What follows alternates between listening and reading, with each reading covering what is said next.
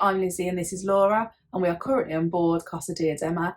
This is day 7 of our cruise in November 2023. Today we are visiting Valencia, but adverse weather has once again got in our way. We're currently on a 7-day cruise on board Costa Diadema, so if you'd like to see more about what we get up to on this cruise and on our other cruises, make sure you subscribe to our channel. I woke up a little bit earlier than Laura this morning as I was really confused once again because I could tell that we were still sailing and there hadn't been any announcements to say that we had docked, and we were supposed to be docked at 7:30. So it was about 20 to 8 and we were definitely still sailing. I had a look online and from what I discovered, we were no longer going to Valencia. Instead, we were heading towards Tarragona. So we had been due to dock in Valencia at 7:30 a.m. There was an announcement made on the ship at 9 a.m. telling us that we were no longer going to Valencia and that we would be going to Tarragona instead. We were once again told that the port was closed due to the adverse weather conditions. We decided just to be a little bit lazy for an hour or so, and then we headed up to the pool buffet, as we like to affectionately call it, and just grabbed a couple of pastries for breakfast. There was then a meeting taking place that we wanted to attend because it was talking about disembarking in Marseille and Savona, which is the following port, for all English-speaking guests. So this was ran by the English-speaking host on board, and we popped up to that. The meeting basically gave us lots of information about disembarking. It told us that we wouldn't have to leave our cabins until 10 a.m. because we don't actually come into port until 1 p.m. She told us that we would get all our luggage labels to the cabin tonight and all of the other information about disembarking, such as you'd have to meet in a departure lounge. When you get off the ship, you will find your luggage there. Reminders to make sure you don't pack clothes that you need the next day, and how to make sure that you've paid off your onboard expenses. You can pay cash deposits on Costa into a machine. So she was saying to people, make sure that if you could have money left to get it back from them. There was then another announcement made that explained that there would be a shuttle bus available in Tarragona that would be a cost of €10 as a round trip to get from the port into the city area. And then another announcement for guests who were supposed to be disembarking today, that they are to go to the theatre for 12:30 to help sort out their onward plans. We're presuming to give them some instruction.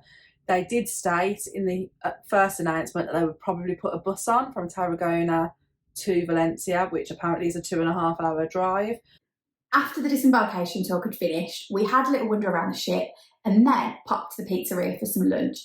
It was really, really busy in there and we actually thought we might not get a table, but we were seated quite quickly and we sat and waited for someone to come over and take our order. While we were waiting for lunch, we just popped out quickly to go and get the bus tickets because the bus took you into Tarragona and it's quite far away from the port. There was a bit of a queue, but it went quite quickly. Our food came relatively quickly and we ordered a calzone and a margherita pizza and then shared a bit basically of each one between us. If you're not aware, the pizza restaurant on board is extra charge. We still find it quite bizarre that you cannot get free pizza on board an Italian ship, but it was worth paying for and it wasn't mega expensive. During the morning announcements, they did tell us that we'd be docked by 2 o'clock. There weren't any announcements on ship to tell us that we were able to get off. So at around about 2:30, we headed down to the disembarkation area and we had indeed docked and the doors were open and people were getting off. It was really busy and quite chaotic. Nobody was really directing anybody to anywhere, and then there were absolutely massive queues for the bus. We'd sort of presumed that they might limit the amount of tickets that they were selling for the bus, but they hadn't, and they were still selling more tickets at this point. It was also raining and windy at this point, so it wasn't the best time to be waiting in a queue. We waited for over half an hour before we got on the bus, and then we headed into Tarragona. We didn't now have much time in Tarragona because we wanted to rush back for an event that we'd been invited to. So we just had a wander around the port itself and the city itself. There are a lot of Roman ruins in Tarragona, so it looks like a really interesting port to spend a proper day there and explore. We just didn't have time to get around all of them. We basically had a look around the main shopping area and some of the main squares that were there. We did see like a public building in one of the squares that we popped into, and there was like a longboat, and display in there and a few bits of memorabilia and things like that. So we had a little wander around in there. There was a public toilet in there too, which we were grateful for. And we did have some other tourists follow us in and had to wander around themselves. So it was interesting enough, and it was a little break from just wandering around the streets, really. As we've already said, we didn't really have much time in Tarragona because we had been invited to an event where you got to meet the captain, and that was at 5:45. We headed back to the shuttle bus, which we took back to the ship again, and then got ready quite quickly so that we were on time for the party. The party was in Teodora Lounge. There were a fair amount of people that had been invited. Clearly more people had been invited as well than had turned up, but Yes. we gathered that people were still off the ship. At the event, we were shown how to make a cocktail. It was a bit random. We got to meet some of the officers, and the captain came round and did cheers with everybody, as did some of the other officers, and then there was some live music. We enjoyed a couple of glasses of champagne, had some meatballs, which were quite nice. There were also some peanuts and things like that on the table, and some of the guests did get up and do some dancing along to the live band. So it was a nice enough event, really quite pleasant, only short, but it was interesting to be able to go and attend that. We then went to see the English host because we were hoping that we could keep our suitcases and not put them out the night before like you would normally on a cruise, because the ship isn't docking until 1 o'clock tomorrow afternoon. She explained that yes, we could, and it was okay to do it, and that all we had to do was take it to the country rock bar. We did also want to stay on the ship really for as long as possible tomorrow, because we had a flight that wasn't leaving until quite late. So we asked the question about how long we could hang around, and she did tell us that it would be fine to ignore the colour-coded disembarkation times and really just hang around until they were telling everyone to get off. We then headed straight to dinner. I always seem to have an issue on the last night that I'm never hungry, probably because you're eating too much for the rest of the cruise. For my starter, I had a sausage gratin pasta dish. It wasn't really what I expected it to be, but it was okay. And then for my main, I had turkey. Again, not like what you would expect turkey to be like. And then for my starter, I had like a seafood pasta, which was really nice. For my main, I don't know why I ordered this, because it's absolutely not my scene, and I'm not really sure what went through my mind. But I ordered the veal ossobuco, is that how you say it? And with a saffron rice. And I'll be honest, when it was put in front of me, it horrified me. So I didn't enjoy that. There was probably nothing wrong with it, but it wasn't for me. But the dinner did end with the best dessert of the cruise, I would say. It was so good, and I could have eaten this over and over again. It was like Arabica, something like that. It was like a chocolate dome, and honestly, it was so nice. After dinner, we popped to Teodora Lounge where there was some live music. We met Tom and Dom in there and just had a quick drink.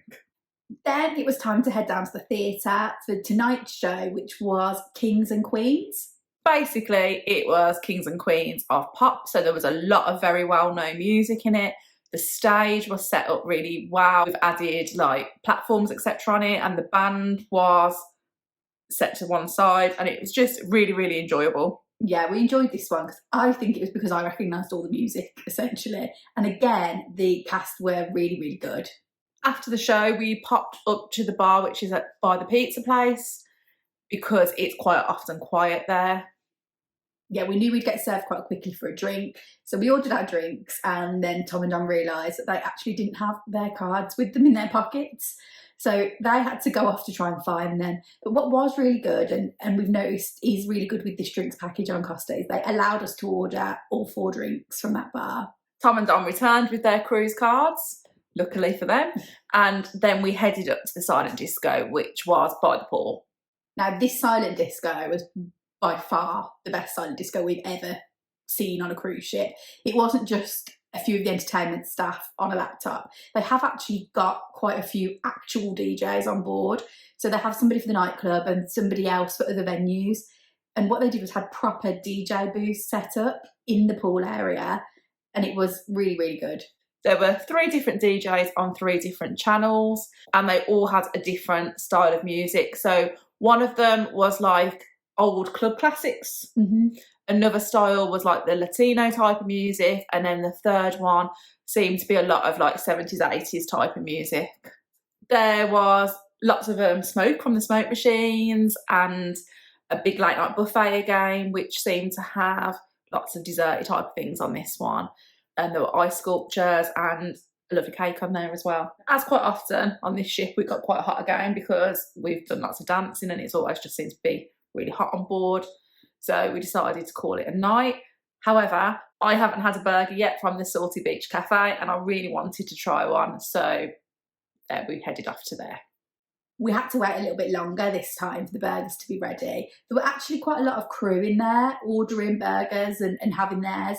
So we waited for a little while. Again, they were just as good as they were the first time we had them. So we did enjoy that, and it is definitely worth the money to buy those. We then headed off to bed.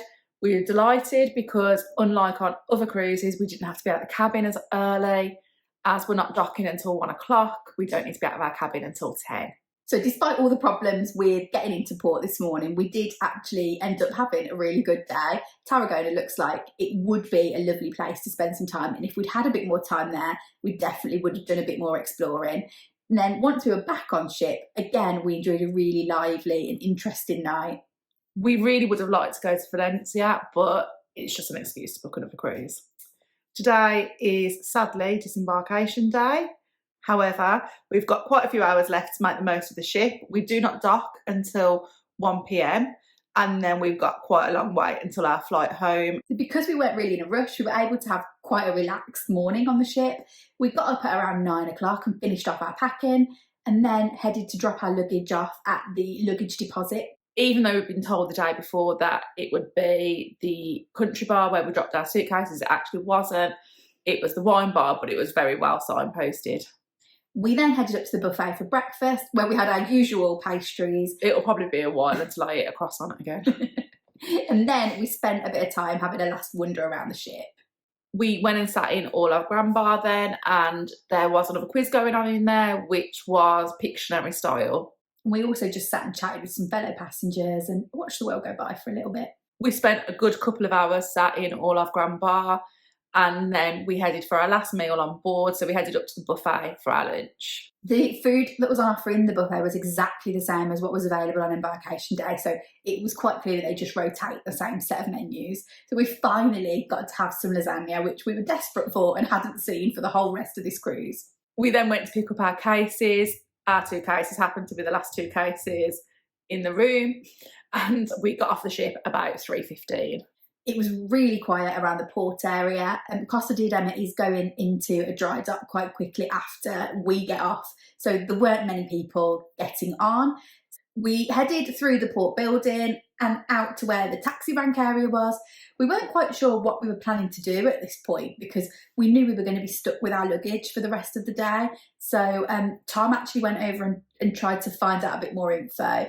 In the end, we did just jump in a taxi and head into the centre of Marseille. The taxi cost €20, which again, if you're in the port, is cheaper than getting on the shuttle bus. The taxi dropped us right at the marina area. We have been to Marseille before, so we were a little tiny bit familiar with it. We just had a little wander around there, but because we'd got our suitcases with us, we ended up sitting in McDonald's. After we passed a bit of time, we decided to head towards the bus station. Tom and Dom had done this research and we just followed them blindly and just decided to walk to the bus station with our luggage. This was quite the walk, shall we say. It was up a very, very, very steep hill and very challenging with our heavy suitcases. We were absolutely exhausted by the time we got there. There were people finding our plight quite funny as we were walking past them with our suitcases. We did also get to a point where we thought we might have to go up a massive, massive flight of stairs, but we luckily were able to walk around the side of the building. Apparently it's only supposed to take 20 minutes for the walk, but the 4 of us discovered that it took about an hour.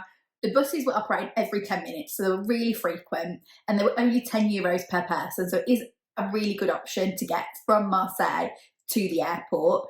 We were able, you had to book the tickets at the ticket office before getting on the bus. You weren't able to purchase the ticket directly from the bus driver. We spoke some really good French to get them to. The bus journey itself took about 20 to 25 minutes, which was quicker than what we expected. It wasn't too busy, so we managed to get like a double seat each. And then we arrived at the airport. We were too early when we got to the airport to check in because we thought the bus journey was going to take a little bit longer. There isn't a lot of space to wait at in Terminal 2, but we did manage to get a seat in like the little cafe area, and we just waited until it was our check-in. The check-in queue was quite long, but we could see it from where we were sat, so we just waited for it to go down before we went through. We checked in quite smoothly. Tom and Dom didn't have the same look, as they managed to get the same boarding pass printed twice by the check-in agent. They weren't like printed by us, but that was all sorted and we were able to go straight through to the departure lounge. Then we didn't really have much time in the departure lounge. It was pretty quickly that we had to head towards the gate. Within the departure line, the terminal building itself, there was more than we thought there would be. So there was places where you could grab something to eat, or there was a Starbucks as well upstairs in there. And we just bought some Maltesers because we just craved a bit of chocolate. And as Laura just said, before we knew it, we were on the plane. We boarded the flight. It was a really nice plane, actually. It seemed like it was really quite new, really spacious. And we were lucky enough that we had a row just to the two of us. But the flight attendants did make a really peculiar announcement and say that you weren't allowed to move into any empty seats because it would affect how the weight was distributed on the plane. We don't think that can possibly be true, because how would they have any clue how much anyone on that plane weighs? The plane took off early, so we landed early, got the luggage quite quickly. It was all a very smooth process, headed back to our car, and then before we knew it, we were driving back to Birmingham. This was actually the first time we'd booked flights separately to a cruise, and based on this experience, it's something we'd definitely do again. This all went really smoothly. We'd absolutely choose places closer to home to do it from, just to mean that there's less margin for error, but it did work out really well for us. We have had a great week on board Costa Diadema. Lots of things went to plan and some haven't, so keep your eye out for our full review. Thanks for watching. Don't forget to give this video a thumbs up down below and make sure you subscribe to our channel. You can also follow us on social media. We're Sisters on the Seas.